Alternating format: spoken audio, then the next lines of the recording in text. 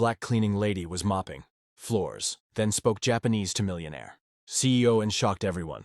A black cleaning lady was quietly mopping the shiny marble floors of a powerful corporation's lobby, just another day in the shadows of wealth and power. But when the cold, commanding CEO swept into the room, eyes sharp and tone-cutting, humiliation was expected. What no one saw coming was the moment the janitor lifted her head and answered the CEO flawlessly, in Japanese. In that instant, the room froze. Executives gasped. Whispers spread like wildfire, and what happened next would turn the entire company upside down, proving once again that true worth cannot be measured by uniforms or titles. The skyscraper's lobby gleamed like gold. Executives in pressed suits hurried past, their shoes clicking on marble, never sparing a glance at the woman pushing a mop bucket. Her name was Angela. To most, she was invisible, just the cleaning lady. But Angela carried more inside her than anyone could guess. She had come to this country with dreams larger than skyscrapers. But life had not been kind. Her degree from overseas was dismissed, her accent judged, her applications ignored. When rent came due, she took the only job she could find, scrubbing floors for the very people who looked down on her. The company's CEO, Ms. Takahashi, was a sharp-tongued, high-powered woman whose presence could silence a room.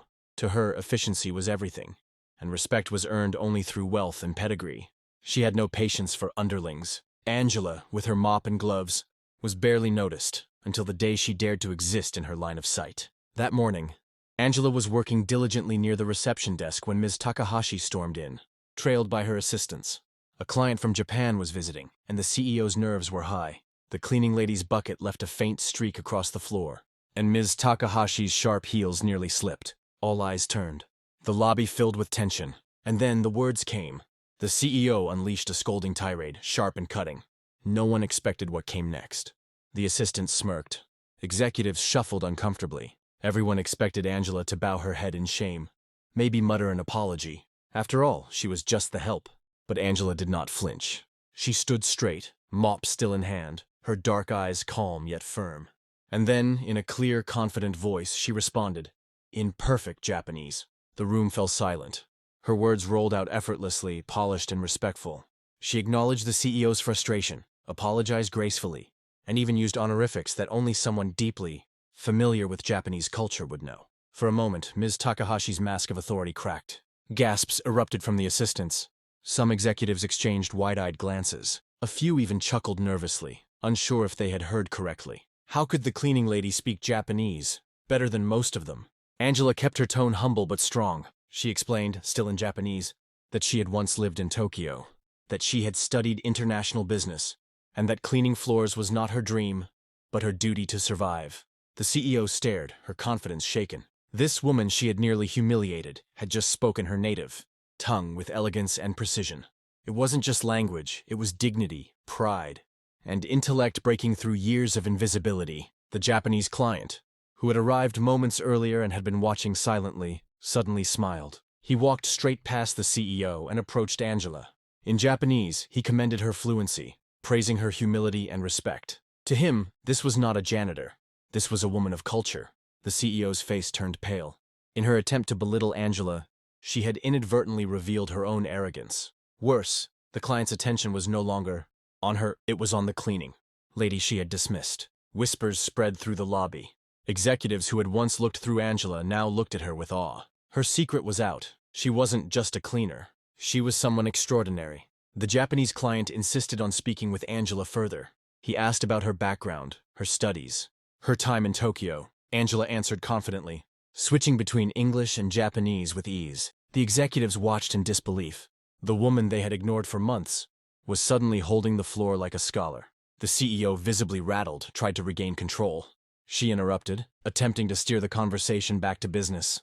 But the client politely brushed her aside. Instead, he asked Angela to help translate some documents and to share her perspective on cross-cultural relations in business. With every word Angela spoke, the CEO's grip on her authority slipped further. The client, impressed by Angela's intellect and humility, requested that she join the upcoming meeting, not as a cleaner, but as a cultural consultant. For the first time in her reign, Ms. Takahashi was speechless. The cleaning lady she had nearly humiliated was now being elevated by a foreign client's respect. The contrast was undeniable.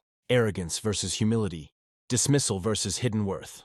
In that moment, the hierarchy shattered. Angela was no longer invisible. She stood taller, not because she had demanded respect, but because she had earned it with grace, intelligence, and authenticity. The CEO's humiliation was complete, not because Angela had fought back, but because Angela had revealed her true self in front of everyone. The power dynamic had flipped entirely.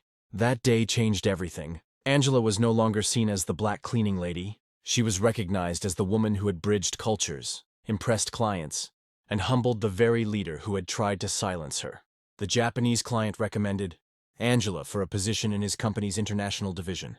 Within weeks, she transitioned from scrubbing floors to working as a cultural liaison. Her story spread throughout the building, whispered in awe. Executives who had once walked past her without notice now greeted her with respect. Some even apologized for their ignorance. As for the CEO, her arrogance cost her dearly. Though she remained in power, the board questioned her leadership. Disturbed by the public humiliation, she had been reminded painfully that leadership is not built on status, but on humility and wisdom.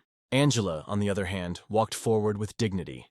She carried her mop out of the lobby for the last time, not as a symbol of defeat, but as proof of where she had started. Her story became a reminder to everyone who heard it. Never judge a person by their uniform, their job, or their skin color. Behind every face is a story, a skill, a voice that can surprise the world. So, the next time you pass by someone society calls ordinary, ask yourself what brilliance might be hidden there, waiting for the right moment to shine.